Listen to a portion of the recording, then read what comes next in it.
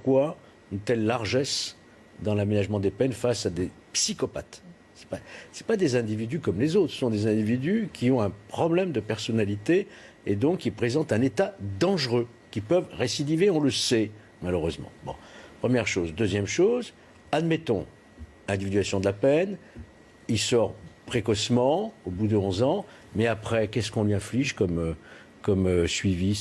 Un simple suivi socio-judiciaire qui se traduit grosso modo par une visite tous les 2 mois chez un psychothérapeute.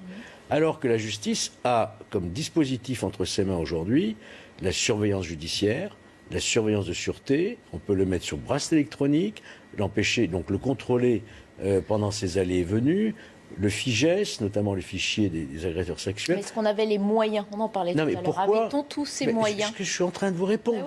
Mais... Je vous dis que la justice avait la possibilité d'avoir une surveillance beaucoup plus accrue, grâce notamment à la surveillance électronique de cet individu. Alors, je sais bien que le risque zéro n'existe pas, mais il faut reconnaître quand même qu'on joue avec la roulette russe. Quand on relâche un psychopathe qui a déjà commis 14, 12 viols, qui vous dit qu'il ne va pas récidiver?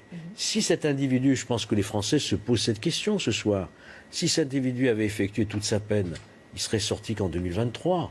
Cette jeune fille de 15 ans, elle serait encore en vie. C'est ça, vous comprenez? Donc il faut être extrêmement plus rigoureux, plus restrictif dans ces crédits de réduction de peine, d'aménagement, etc. Et en même temps, post-carcéral, il faut avoir une surveillance véritablement draconienne et non pas le lâcher dans la nature avec un examen tous les 2 mois chez un psychothérapeute. C'est pas possible.